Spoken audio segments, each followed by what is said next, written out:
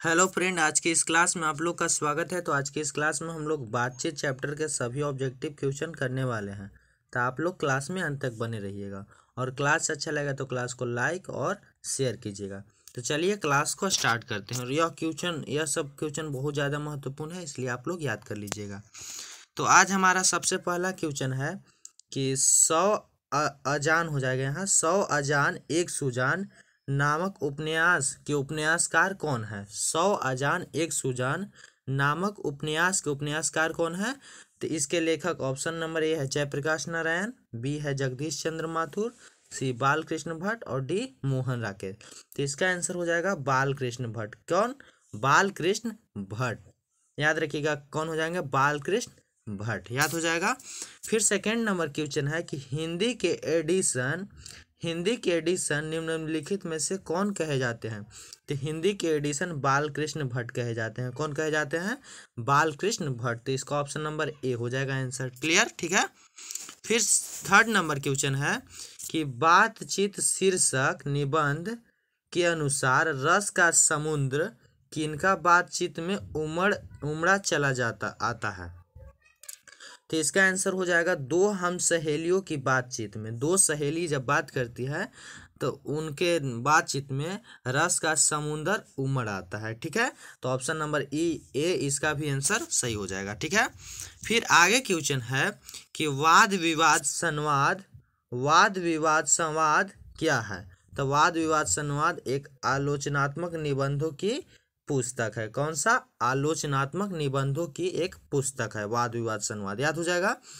पांचवा क्वेश्चन है कि बालकृष्ण भट्ट के पिता पेशे से क्या थे? पेशा यानी काम होता है, काम कौन सा करते थे? पेशे से क्या थे? तो बाल कृष्ण भट्ट के पिता पेशे से एक व्यापारी थे। क्या थे?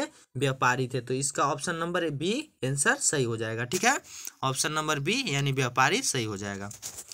फिर आगे क्वेश्चन है कि बातचीत शीर्षक निबंध के अनुसार जो कुछ मवाद या धुआं जमा रहता है वह भाप बन के निकल पड़ता है। कैसे? तो बहस करने से ऑप्शन ए है, बी है झगड़ा करने से, सी है बातचीत के जरिए और डी है हंसने से। तो इसका आंसर हो जाएगा कि जितना भी कुछ मवाद या धुआं जमा रहता है वह बातचीत के जरिए भाप बनकर बाहर निकल जाता है। ठीक है। इसका आंसर ऑप्शन नंबर सी हो जाएगा। छठा का ऑप्शन नंबर सी हो जाएगा। फिर आगे है कि जैसा काम वैसा परिणाम किस लेखक द्वारा रचित प्रहसन है? यह प्रहसन है। जैसा काम वैसा परिणाम क्या है?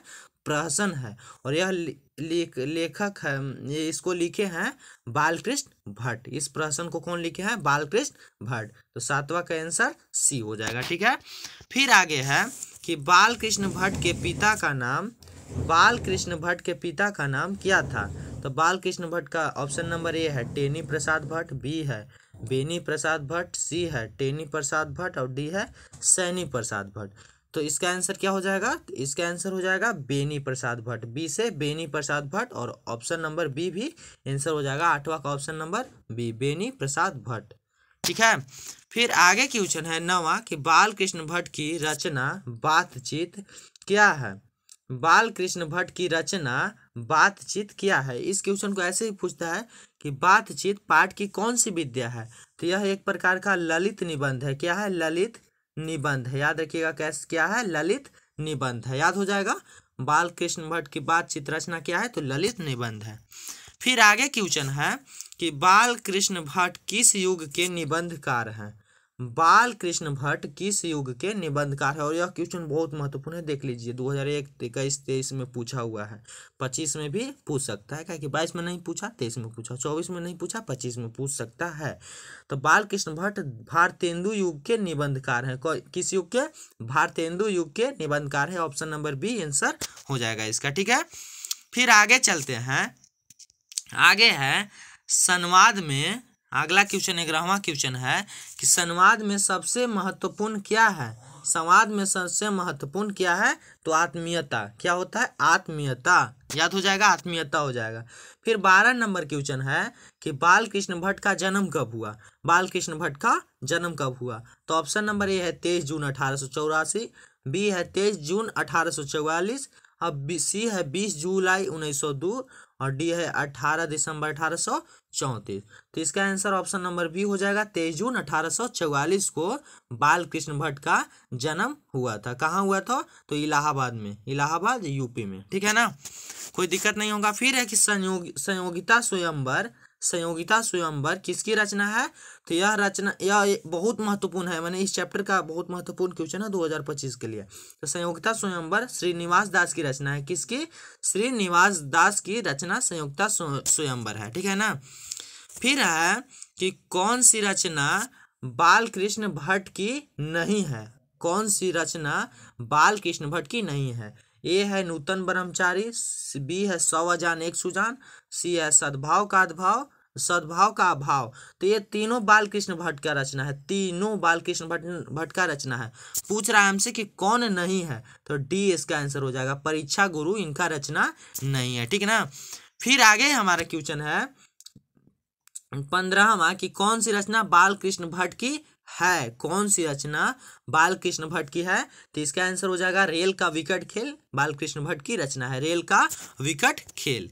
फिर और आगे क्वेश्चन है, और आगे क्वेश्चन है कि बाल कृष्ण भट्ट ने कौन सा मासिक पत्र निकाला था?